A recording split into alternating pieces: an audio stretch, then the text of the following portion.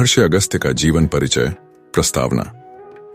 भारतीय आर्ष परंपरा में महर्षि अगस्त्य एक ऐसे तेजस्वी महापुरुष थे जिनके जीवन, तप और ज्ञान का प्रभाव केवल उत्तर भारत तक सीमित नहीं रहा, बल्कि दक्षिण भारत की सांस्कृतिक और आध्यात्मिक नींव में भी उनका गहरा योगदान है। वे केवल एक वेदज्ञ आर्षि ही नहीं, बल्कि आर्य संस्कृति के प्रचारक, तमिल भाषा के संरक्षक और एक महान समाज संस्थापक भी थे। जब भारतवर्ष अनेकों सांस्कृतिक धाराओं में बांटा हुआ था, तब महर्षि अगस्त्य उत्तर और दक्षिण के बीच सेतु बनकर सामने आए। उन्होंने वेद, आयुर्वेद, ज्योतिष, विज्ञान और अध्यात्म के माध्यम से जीवन को संतुलन और दिशा दी। उनकी जीवन यात्रा हमें बताती है कि कैसे एक संत अपने तप, ज्ञान और कर्म से पूरे राष्ट्र की चेतना को बदल सकता है। यह प्रस्तावना महर्षि अगस्त्य के उस गौरवशाली जीवन दर्शन की भूमिका है, जिसमें हम जानेंगे उनके जन्म की अद्भुत कथा, उनके आध्यात्मिक योगदान, दक्षिण भारत में उनके द्वारा स्थापित वैदिक परंपरा और उनके द्वारा रचित ग्रंथों की अमूल्य धरोहर।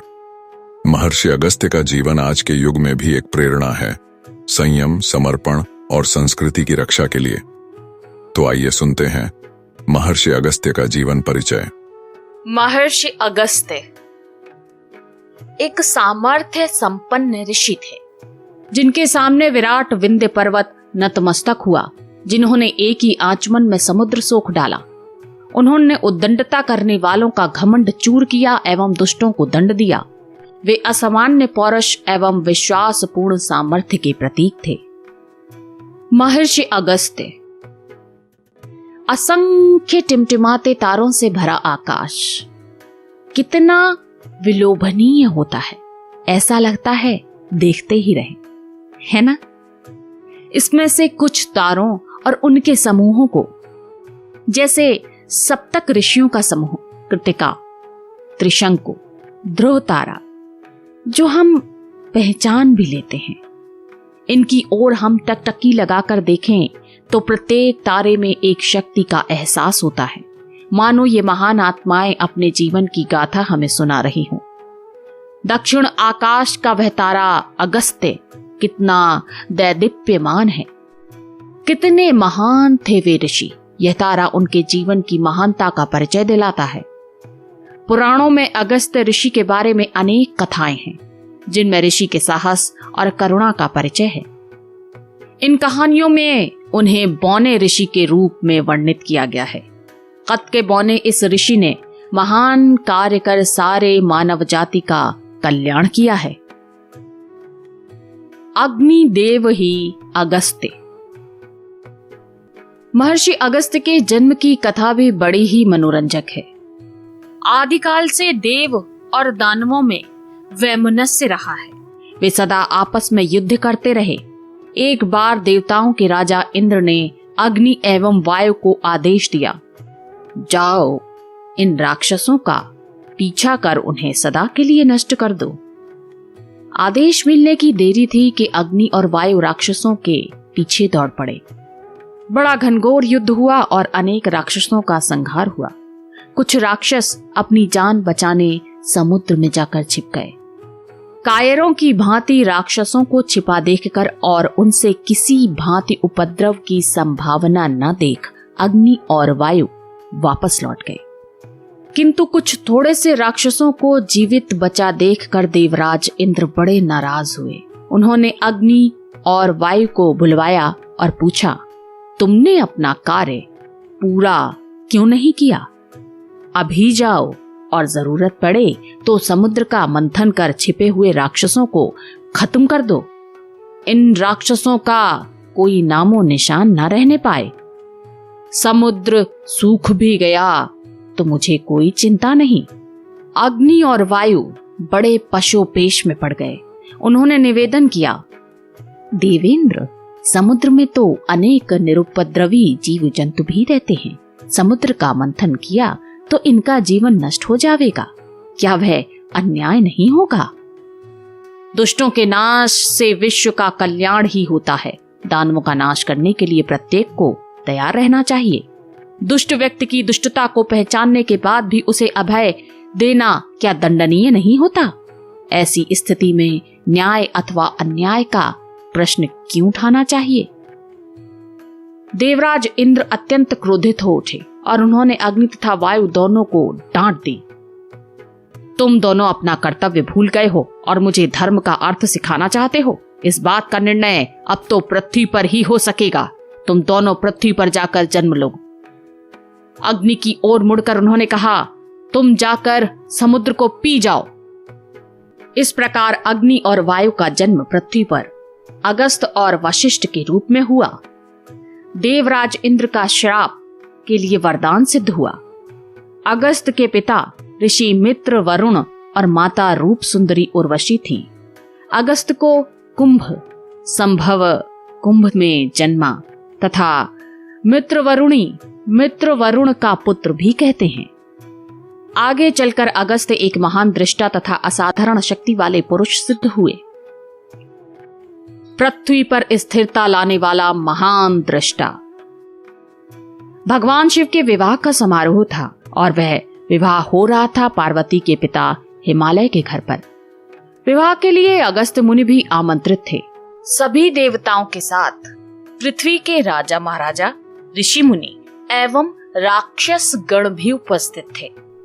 अचानक पृथ्वी कांप उठी और सारा विश्व एक ओर से दूसरी ओर डोलने लगा। पर्वत राशियां भूगर्भ में धंसने लगी। समुद्र खौल उठा। प्रलय के डर से हर व्यक्ति कांप गया। सभी देवता ईश्वर की ओर दौड़े और प्रार्थना की, देवादिदेव हमें इस विशाल लीला से बचाओ। भगवान शंकर ने कहा, तुम सब पार्वती का विवाह देखने एक ही स्थान पर एकत्रित हो गए, अतः सारे विश्व का भार एक ही ओर हिमालय पर पड़ गया। भार एक समान करना हो तो दक्षिण में भी कुछ वजन चाहिए, तभी पृथ्वी स्थिर होगी और शांत हो सकेगी। उन्होंने महान मुनि अगस्त को बुलाया तथा कहा, तुम्हें तुरंत दक्षिण जाना होगा और अपने तपोबल के सामर्थ्य से पृथ्वी को सामान्य स्थिति में लाना होगा। अगस्त बड़े निराश हुए। उमा महेश के विवाह का महोत्सव देखने की लालसा से वे आए थे, पर कितना दुर्भाग्य है कि वे इस अवसर पर उपस्थित नहीं रह सकते। सारे विश्व का कल्याण करने वाले ईश्वर ने अगस्त के मन का विषाद भांप लिया। उन्होंने समझाया, मुनिवर, कर्तव्य सर्वोपरि होता है। विश्व के कल्याण का साधन बनो। तुम हमारे विवाह का समारोह देखना चाहते हो ना? जब भी तुम अपने मन में हमारा चिंतन करोगे, मैं और पार्वती दोनों तुम्हारे समक्ष होंगे। जाओ, दुखी ना हो। महेश्वर की इस अमृतवाणी को सुनकर अगस्त पुलकित हो गए। पार्वती परमेश्वर के सम्मुख शीश नवाकर वे चल पड़े। अगस्त दक्षिण पहुंचे। पर्वत के सर्वोच्च शिखर पर बैठकर उन्होंने तपस्या प्रारंभ की। अपने तपह सामर्थ्य से उन्होंने पृथ्वी को संतुलित किया। इधर उमा महेश्वर का विवाह बड़ी धूमधाम से संपन्न हुआ। सारे विश्व ने खुशियां मनाई और अगस्त की भी भूरी भूरी प्रशंसा की। गजेंद्र मोक्ष। बहुत पुराने समय की बात है। राजा इंद्रदुम्न पांड्य देश पर राज्य करते थे। वे भगवान विष्णु के परम भक्त थे तथा उनकी पूजा किए बगैर दिनचर्या प्रारंभ ही नहीं होती थी। एक दिन राजा जब अपनी पूजा में लीन थे, तभी अगस्त राजमहल में पधारे। उन्होंने द्वारपाल से कहलवाया, जाओ, जाकर राजा से कहो कि अगस्त्य आए हैं। राजा ने खबर सुनी, पर अधूरी पूजा छोड़कर उठना संभव नहीं था।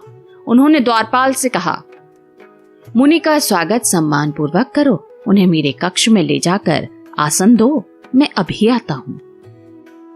मुनि को अपेक्षा थी कि खुद राजा स्वागत करने आएंगे, परंतु अकेले द्वारपाल को आता देख वे आग बबूला हो गए।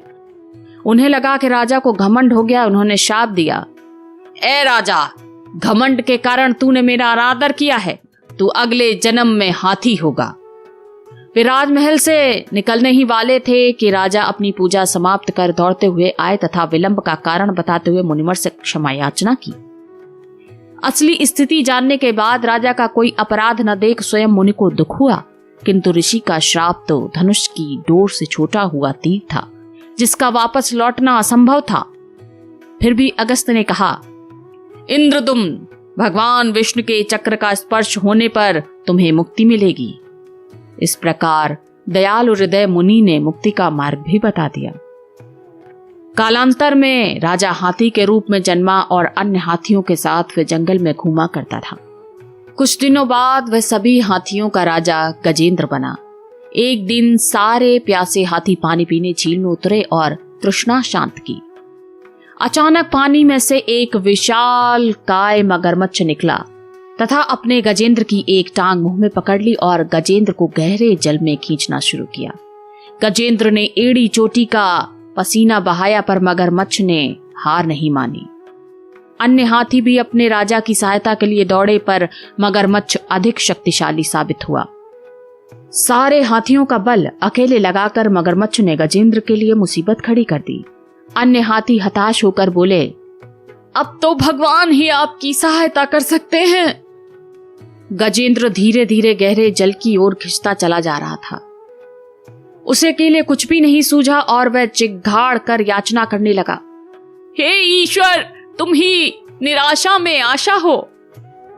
अन्य अनेक शब्दों में गजेंद्र ने श्री हरि विष्णु की स्तुति की। स्वर्ग में महाविष्णु ने भक्त का आर्तनाद सुना। अपने भक्त को कष्ट में देखकर वे कैसे चुप रहते। तत्काल गरुड़ की सवारी कर उस जलाशय में पहुंचे जहां गजेंद्र अपने अंतिम क्षण गिन रहा था। विष्णु ने अपना सुदर्शन चक्र तुरंत चला दिया।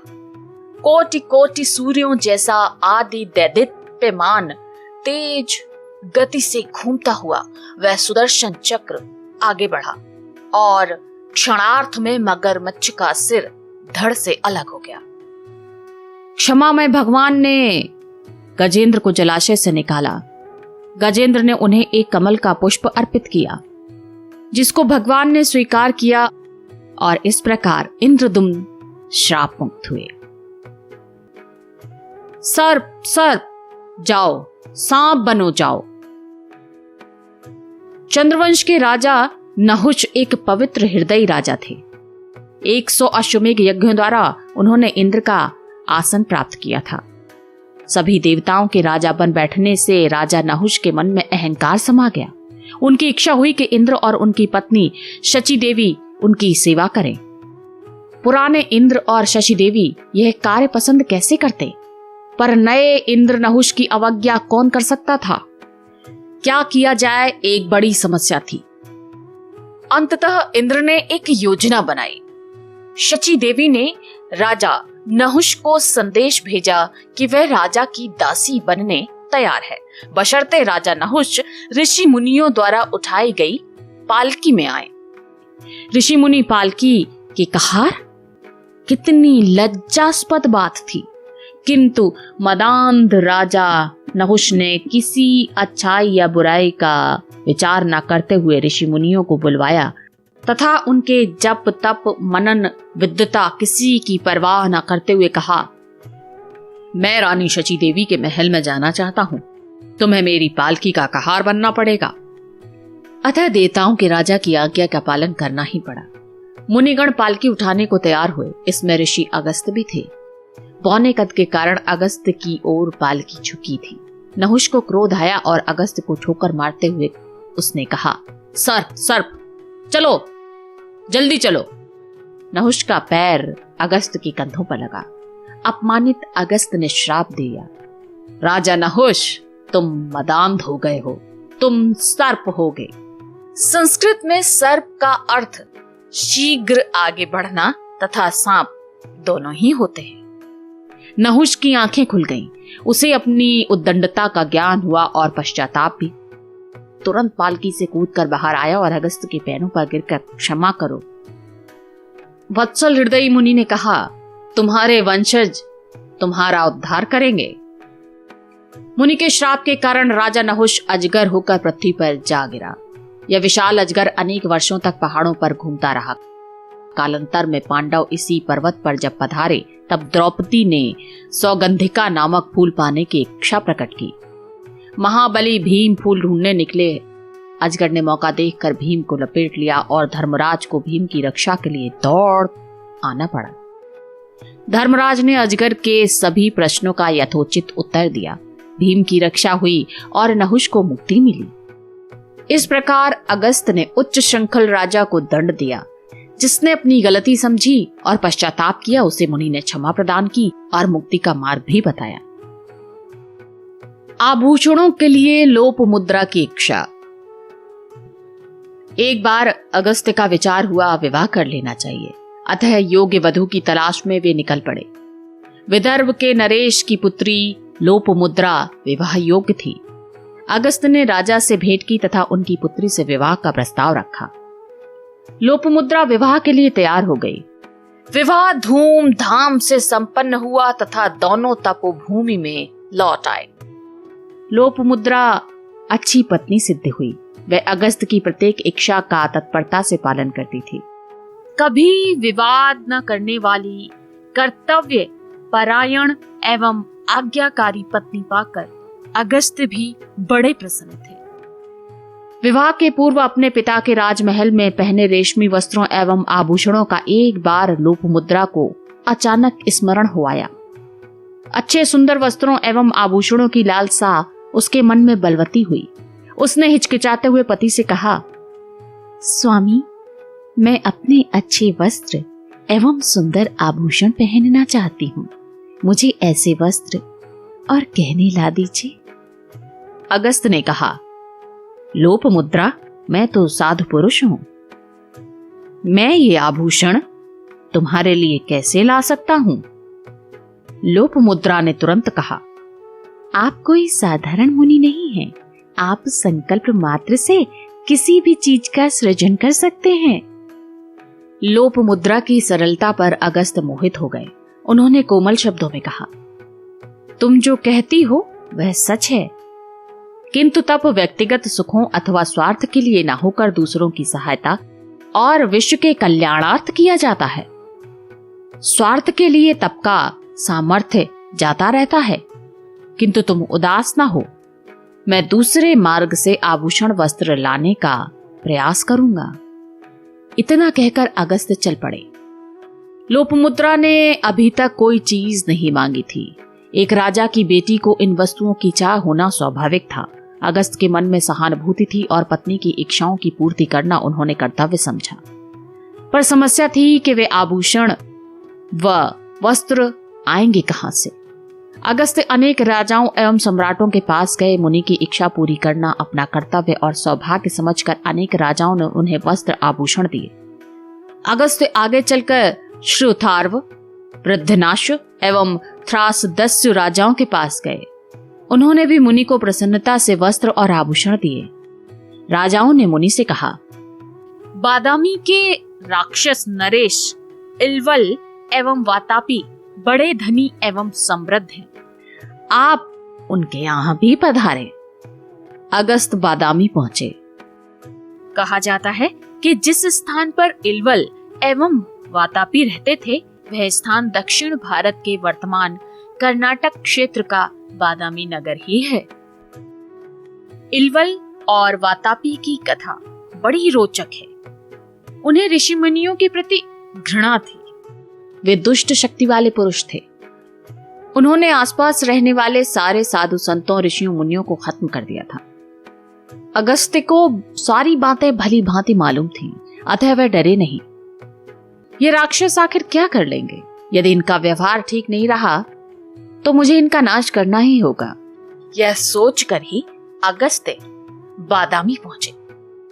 ऋषि मुनियों को खत्म करने के लिए इन राक्षसों ने एक युक्ति सोची थी। जादू के प्रकांड ज्ञाता होने के कारण वे असंभव को भी संभव कर देते थे। झूठा औदार्य दिखाकर ऋषि मुनियों को वे आमंत्रित करते थे। हे मुनिगण, आप हमारे घर पधारे। यदि आपने हमारा आतिथ्य स्वीकार किया तो हमारा जन्म सफल हो जाएगा। प्रभावित मुनिगण पधारते ही इल्वल अपनी जादू के बल पर उसका भोजन बनाता था और ऋषि मुनि को खिलाता था। सरल हृदयी मुनिगण भोजन करते ही इल्वल चिल्लाता, वातापी बाहर आ जाओ, और वातापी मुनि का पेट फाड़कर बाहर निकल आता। इल्वल के मेहमान भगवान के घर के मेहमान हो जाते। अगस्त्य को खुद आया देख ये दोनों राक्षस मन ही मन बड़े प्रसन्न हुए। उन्होंने अगस्त्य की बड़ी आवभगत की और आने का कारण पूछा। अगस्त्य ने कहा, हे राजन, मैं तुम्हारे स्वागत से बड़ा प्रसन्न हूँ। तुम बड़े समृद्धशाली हो। मुझे कुछ थोड़े से वस्त्र और आभूषण चाहिए। मुझे ये चीजें उपहार में दे दो। झूठा सम्मान दिखाते हुए उन दोनों राक्षसों ने कहा, मुनिवर, आप पहले हमारा आतिथ्य स्वीकार करें। यह हमारा सौभाग्य होगा। हम आपको सारी इच्छित वस्तुएं देंगे। भोजन तैयार हुआ। इलवल ने अगस्त को भोजन के लिए बुलाया। अगस्त ने कोई शंका प्रकट न करते हुए पूछा, वातापी कहाँ है? इलवल ने बताया कि वह आवश्यक कार्यवश बाहर गया है, शीघ्र ही लौट आवेगा। आप भोजन करें, वह आता ही होगा। अगस्त ने हंसते हुए कहा, हाँ, वह शीघ्र ही लौट आवेगा। इलवल का अर्थ यही था कि वातापी शीघ्र ही बाहर निकल आवेगा। अगस्त्य तो इलवल के शब्दों का छल समझ चुके थे, किंतु इलवल अगस्त्य की टिप्पणी का अर्थ नहीं समझ सका। अगस्त्य ने बड़ी प्रसन्नता से भोजन किया और इलवल से कहा, इतना स्वादिष्ट भोजन मैंने अब तक नहीं खाया। तुम जैसा कर्तव्य परायण व्यक्ति भी नहीं देखा था। इतना कह उन्होंने पेट पर से हाथ घुमाया और कहा, मैं संतुष्ट हूँ, सचमुच संतुष्ट हूँ। वातापी हजम। इतना कहकर उन्होंने लंबी डकार ली। यह सब देख इलवल घबरा गया। सदा की भांति वह चिल्लाकर बोला, वातापी बाहर आओ। किंतु कोई नहीं आया। उसने बार बार आवाजें दी पर व्यर्थ था। अगस्त ने वातापी को पेट में रख लिया था, वह कैसे बाहर आता? इलवल दुखी हुआ और उसने अगस्त पर आक्रमण ही कर दिया। अपने योग बल से अगस्त ने इलवल को भी नष्ट कर दिया। दुष्ट राजाओं के खजाने से वे सारे आभूषण वस्त्र लिए और आश्रम लौट आए। महामुनि अगस्त की ख्याति समूचे विश्व में फैल गई। आज भी वातापी हजम यह कहावत हो गई है, जो अगस्त की शक्ति का स्मरण दिलाती है। और पर्वत नतमस्तक हो गया। एक बार विंध्य तथा मेरु इन पर्वतों के बीच विवाद छिड़ गया। सूर्य प्रतिदिन मेरु पर्वत की परिक्रमा किया करता था। विंध्य ने सोचा कि सूर्य केवल मेरु की परिक्रमा क्यों करता है, मेरी क्यों नहीं? वह सूर्य के प्रति रुष्ट हुआ और उसे मेरु से ईर्ष्या हुई। सूर्य के पास विंध्य पहुंचा तथा उसने कहा, तुम मेरी भी परिक्रमा करो। विंध्य की ओर बिना देखे सूर्य ने कहा, यह तो असंभव है। सूर्य का यह रुख देखकर विंध्य को बड़ा गुस्सा आया। मैं तुम्हारा घमंड चूर चूर कर दूंगा। यह कहकर विंध्य आकाश की ओर बढ़ने लगा। हर व्यक्ति आश्चर्य से देख रहा था कि विंध्य ऊपर ही ऊपर उठता जा रहा है। उसकी चोटियां आकाश को छूने लगी।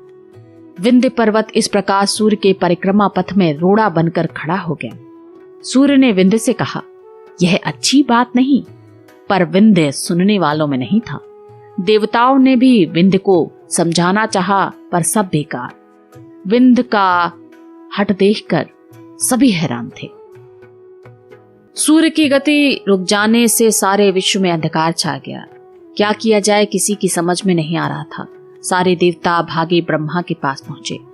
विश्व के रचयिता ने कहा, अगस्त ही आपकी सहायता कर सकता है। सारे देव अगस्त के पास गए और विश्व की समस्या हल करने की प्रार्थना की। अगस्त ने कहा, आप चिंता ना करें, मैं विंध्य की खबर लूंगा। इतना आश्वासन देकर अगस्त विंध्य की ओर गए। विंध्य को महर्षि की शक्ति का पूरा अंदाजा था। वह यह भी जानता था कि अगस्त की शक्ति के सम्मुख उसका सामर्थ्य अर्थहीन है। अतः उसने सोचा, क्यों न इस समस्या को कुशलता से सुलझाया जाए। अगस्त्य को किसी तरह शांत करना चाहिए। यदि मैं उनकी सहानुभूति जागृत कर सका तो मेरा मनोरथ भी पूरा हो जाएगा। उसने अगस्त्य के स्वागत की तैयारी की। अगस्त्य तो क्रोधित मुद्रा में चले आ रहे थे। विंध्य ने महर्षि की बड़ी आवभगत की तथा आतिथ्य स्वीकार करने की प्रार्थना की। नतमस्तक होकर उनका आशीर्वाद भी मांगा। विशाल विंध्याचल को नतमस्तक देख अगस्त्य का दिल भर आया। किंतु विश्व का कल्याण भी कम महत्वपूर्ण कार्य नहीं था। अतः महर्षि ने कहा, हे विंध्य, मैं किसी आवश्यक कार्यवश दक्षिण की ओर जा रहा हूँ। लौटते समय मैं तुम्हारा आतिथ्य स्वीकार करूंगा। जब तक मैं लौट न आऊं तुम इसी प्रकार बैठे रहो। इतना कहकर उत्तर की अपेक्षा किए बगैर ऋषि चले गए। विंध्याचल को अपनी गलती का एहसास हुआ। ऋषि की आज्ञा की अवहेलना वह नहीं कर सका, अतः वह उसी प्रकार सिर झुकाए ऋषि के लौटने की प्रतीक्षा करता बैठा रहा। दक्षिण दिशा में गए अगस्त को और भी कार्य पूरे करने थे। वे वापस नहीं लौट पाए तथा विंध्य वैसा ही नतमस्तक खड़ा रहा। विश्व के सामने की आपदा सहज टल गई। एक ही घूंट में सारा समुद्र। दक्षिण में अगस्त एक स्थान पर टिक नहीं पाए। दक्षिण का प्रदेश पर्वत राशियों से भरा था। प्रत्येक स्थान पर राक्षसों का उत्पात था। पर्वतों पर रहने वाले सारे ऋषि मुनि इन राक्षसों से प्रताड़ित थे। जो भी मिल जाए ये राक्षस उसे फाड़ खाते। देवताओं को भी कठिनाई हो रही थी। देवगण रात्रि में युद्ध नहीं करते, यह जानकर कालके नामक राक्षस रात्रि में ही अपना संहार कार्य किया करते। दिन में वे समुद्र में जाकर छिप जाया करते। इनका नाश करना एक समस्या बन गई। सारे देवता महाविष्णु के पास पहुंचे। उन्होंने कहा कि अगस्त ही इसका समाधान कर सकते हैं। देवता अगस्त के पास गए, कालके से हो रही तकलीफों का वर्णन किया। उनकी सारी कहानी सुनकर अगस्त ने कहा, आप राक्षसों से युद्ध की तैयारी रखो। मैं समुद्र को पीकर उसे सूखा कर देता हूँ, जिससे राक्षसों को छिपना संभव नहीं होगा। उन्हें सम्मुख आना ही होगा, फिर उनसे युद्ध कर आप उन्हें परास्त कर सकते हैं। अगस्त की योजना देवताओं ने स्वीकृत कर कहा, तथास्तु। अगस्त समुद्र के पास गए और एक ही घूंट में सारा पानी पी गए। छिपकर बैठे राक्षसों को देवताओं ने ढूंढ लिया। तेज आंधी में फंसे सूखे पत्ते की तरह सारे राक्षस थरथरा गए तथा उनका नाश हो गया। राक्षसों से मुक्ति दिलाने पर सभी ने अगस्त की प्रशंसा की। अगस्त ने अपने तपोबल से समुद्र को पुनः पानी से भर दिया। महानता कावेरी। कावेरी का नाम सुनते ही कर्नाटक की जनता प्रसन्न होती है। 3 राज्यों से होकर बहने वाली ये नदी प्राणी मात्र को अन्न जल का प्रदान करती है। विद्युत से अनेक शहरों को प्रकाशित करती है तथा अनेक उद्योगों को चलाती है। शरीर के लिए अन्न जल, नेत्रों के लिए प्रकाश, राज्य के लिए समृद्धि तथा दिल दिमाग के लिए खुशियां, यह सब मां कावेरी की ही देन है। कावेरी अगस्त्य की पत्नी थी, जो पृथ्वी पर जनमात्र को सुखी करने के लिए नदी होकर बही। लोकहित की दृष्टि से अगस्त्य ने इसकी अनुमति दी थी। यह कथा बड़ी ही मनोरंजक है। अगस्त्य और कावेरी की कथा के अनेक रूप हैं। महत्वपूर्ण बात यह है कि कावेरी कावेरा नामक साधु की कन्या थी। उसने अगस्त से विवाह किया और जनता के कल्याणार्थ नदी बनकर बह निकली। पर यह कावेरा कौन था? सहारदी पर्वत राशि में ब्रह्मागिरी नामक एक प्रदेश पर कावेरा राज्य करता था। उसने तप किया और ऋषि पद प्राप्त किया। मानव जाति का कल्याण कर पुण्यार्जन करना ही उसका ध्येय था। कावेरा के प्रदीर्घ तप से प्रसन्न होकर भगवान शंकर ने दर्शन देकर उसे कावेरी नामक कन्या प्रदान की और कहा, इसी कावेरी के द्वारा तुम्हारी मनोकामना पूर्ण होगी। बड़ी होकर कावेरी एक सुंदर युवती बनी। कावेरा ऋषि ने अपनी बेटी से कहा कि मानव जाति के कल्याण के लिए मैं इच्छुक हूं। पिता के शब्द सुनकर कावेरी ने भी सोचा, सारे विश्व का कल्याण कर सकूं तो जीवन कितना अर्थपूर्ण हो सकेगा। इसी दौरान अगस्त्य ब्रह्मागिरी पधारे। सारे ऋषि मुनियों ने उनका स्वागत किया। कावेरा ने भी अपने आश्रम में अगस्त्य को निमंत्रित किया। कावेरी विवाह योग्य थी। अगस्त्य को देखकर कावेरा के मन में विचार आया, यदि अगस्त्य के साथ उनकी बेटी का विवाह हो सका तो विश्व कल्याण में वह भी अगस्त्य के साथ हिस्सेदार हो सकेगी। उसने अपना विचार कावेरी को सुनाया। अगस्त्य की महानता को वह समझती थी इतने महान ऋषि की पत्नी बनना उसने सौभाग्य समझा।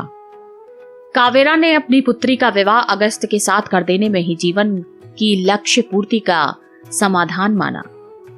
कावेरी पति के साथ सुख से रहती थी। अगस्त ने ब्रह्मागिरी पर्वत में ही अपना आश्रम बनाया और जब तप में लीन रहने लगे। कावेरी के मन में रह रहकर विश्व का कल्याण करने योग्य कार्य करने की बात उठती रहती थी। एक बार उसने अगस्त के पास अपना विचार कह सुनाया और मार्गदर्शन की याचना की।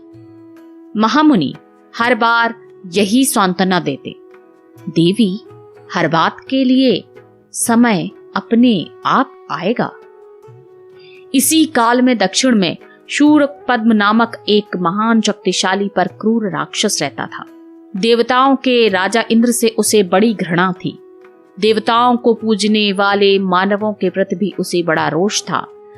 समस्त मानव जाति के संहार के लिए वह जादुई शक्ति का प्रयोग कर आकाश से होने वाली वर्षा को बीच में ही रोक लिया करता और जल के लिए पृथ्वी तरस जाती।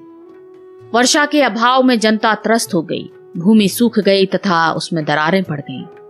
जानवरों पशु पक्षियों को अन्न जल दुभर हो गया। सभी ओर त्राह त्राह मच गई।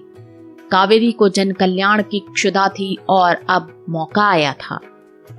प्राणी मात्र को नाश से बचाने के लिए वह बड़ी तत्पर थी। उसने हाथ जोड़कर सभी देवताओं से प्रार्थना की, प्रभु अब मेरी साध पूरी करो। कावेरी की प्रार्थना फलीभूत हुई। भोर हो रही थी। प्रातः स्नान के लिए अगस्त सरोवर की ओर जा रहे थे। कावेरी अस्वस्थ थी, वह ऋषि के साथ नहीं जा सकी। पर अगस्त उसे आश्रम में अकेले कैसे छोड़ सकते थे। उन्होंने एक योजना बनाई। कावेरी को तुरंत जल का रूप दे दिया और अपने कमंडल में रखकर अपने साथ सरोवर ले गए। कमंडल को एक चट्टान पर रखकर ऋषि स्नान के लिए निकले। देवताओं ने निश्चय किया कि दक्षिण में छाए वर्षा भाव के संकट को दूर करने के लिए कावेरी की ही सहायता ली जाए। वे अगस्त को कमंडल रखकर जाने की ताक में ही थे। देवराज इंद्र ने मौका देखा और रिद्धि सिद्धि के देवता विनायक से प्रार्थना की, देव अब मौका आ गया है, कावेरी को कमंडल से मुक्त कर दो। विनायक ने कहा, ठीक है, मैं उसे अभी मुक्त किए देता हूं। विनायक ने कौवे का रूप धारण किया और उस कमंडल पर उड़ते हुए जा बैठे तथा उसे लुढ़का दिया। कमंडलू से शीतल जल की धारा बह निकली और अनेक दिनों से प्यासी पृथ्वी जल पाकर तृप्त हुई। इधर जो कुछ हुआ उससे अगस्त अनभिज्ञ थे। जैसे ही वह सरोवर से निकले तो उन्होंने क्या देखा, कमंडलू से कावेरी इठलाती बलखाती निकल चुकी थी। लहरों पर लहरें उठ रही थीं और उससे दूधिया फेन निकल निर्मल जल अटखेलियां खाता बह रहा था। कावेरी प्रसन्नता से बह रही थी। अगस्त्य को तो मानो काठ मार गया हो। दुखी होकर उनकी चीख निकली, कावेरी कावेरी तुम मुझे छोड़कर कहां चली गई। उन्होंने उसे दौड़कर पकड़ना चाहा परंतु कावेरी उनकी पहुंच से आगे निकल गई थी। सभी देवताओं के साथ विनायक तभी प्रकट हुए। उन्होंने कहा, आदरणीय ऋषि अगस्त्य, आप दुखी न हो। आपकी कृपा से ही प्राणी मात्र के कल्याणार्थ कावेरी गई है। उसके पिता एवं वह स्वयं इसी क्षण की प्रतीक्षा में थे। जल रूप में परिवर्तित होते ही उनकी इच्छा पूरी हो गई थी। जब तक विश्व में जीवन है, दक्षिण देश की लाखों करोड़ों जनता को अन्न जल मिलता रहेगा। प्रभु, यह एक महान पवित्र नदी साबित हो जो सबके पापों का पलाक्षण कर दे तथा सारे पापियों को स्वच्छ कर दे। अगस्त्य को लगा मानो स्वयं कावेरी उनके सम्मुख नतमस्तक खड़ी होकर कह रही हैं, स्वामी, मैं आपकी अनुमति बगैर ही नदी बनकर बह निकली हूं, मुझे क्षमा कर देना। अगस्त्य ने अपने आप से कहा, सचमुच कावेरी ने कितने प्राणों की रक्षा की है। वह तो मानव जाति की माता ही है। यह तो ठीक हुआ, मैंने अपने ढंग से विंध्य की सेवा की है। विश्व को उससे लाभ मिलने दो। इन विचारों से अगस्त्य को सांत्वना मिली। कावेरी को आशीर्वाद देकर देवताओं से आज्ञा ग्रहण की। इस प्रकार दक्षिण की गंगा के रूप में प्रसिद्धि हुई। प्रभु रामचंद्र के मार्गदर्शक। अन्य अनेक साधुओं के साथ अगस्त दंडकारण्य के जंगल में रहते थे। आश्रम में गुरुकुल भी था जिसमें अनेक छात्र विद्या अध्ययन करते थे। अयोध्या के राजपुत्र रामचंद्र को 14 वर्षों वनों में व्यतीत करना था। विचरण करते हुए वे सीता और लक्ष्मण के साथ दंडकारण्य में पधारे। समस्त साधुओं ने बड़े आदर व प्रेम से उनका स्वागत किया। राम, सीता व लक्ष्मण अगस्त के आश्रम में भी गए। अगस्त जानते थे कि राम उनसे मिलने अवश्य आवेंगे। उन्होंने अतिथियों की अच्छी आवभगत की। उन्होंने प्रभु राम को वैष्णव नामक एक धनुष तथा अक्षय तुड़ीड़ भी दिया। यह कभी रिक्त नहीं होने वाला था। राम को उन्होंने कुछ अस्त्र भी दिए। उनकी सलाह से राम ने गोदावरी नदी के तट पर एक पर्ण कुटीर भी बनाई तथा वहां रहने लगे। बाद में जब राम और रावण के बीच युद्ध हुआ तब उसे देखने पहुंचे अनेक साधुओं में अगस्त भी थे। रावण शक्तिशाली योद्धा था। राम को चिंता हुई कि इसे कैसे मारा जाए। अगस्त तुरंत सामने आए और उन्होंने सूर्य की आराधना करने वाला आदित्य हृदय नामक एक अति पवित्र मंत्र राम को सिखाया। इस मंत्र का 3 बार जप करते ही राम में रावण को मार डालने की शक्ति अपने आप आ गई। रावण का नाश हुआ और पृथ्वी पर शांति हुई। अयोध्या लौटने के पश्चात रामचंद्र राजा बने। उन्होंने रावण को मारकर सारे विश्व में शांति तो स्थापित की, पर उनके मन में अशांति थी। वे चिंताग्रस्त थे। इसी समय भ्रमणकर्ता साधुओं का नेतृत्व करते हुए अगस्त अयोध्या पहुंचे। अगस्त ने राजा राम की चिंता का कारण भांप लिया। राम ने विश्व के आदिकर्ता ब्रह्मा के पौत्र रावण का नाश किया था, यही चिंता उनके मन में व्याप्त थी। इसके परिमार्जन के लिए अगस्त्य ने राम को अश्वमेघ यज्ञ करने की सलाह दी। अगस्त्य के इन्हीं गुणों ने उन्हें सर्वत्र आदरणीय और लोकप्रिय बनाया। कहा जाता है कि इन्हीं देवताओं के आदेश से अगस्त्य ने तमिल भाषा को लोकप्रिय बनाया। तमिल भाषा के जनक के रूप में आज भी तमिलनाडु की जनता अगस्त्य का आदर करती है। अगस्त्य द्वारा स्थापित शिवलिंग आज भी अगस्तेश्वर के नाम से प्रसिद्ध है। अगस्त्य तीर्थ नामक एक कुंड भी आज दक्षिण में विद्यमान है। दक्षिण प्रदेश में आने वाले प्रथम ऋषि होने के कारण इस प्रदेश का नामकरण भी उनके नाम पर हुआ।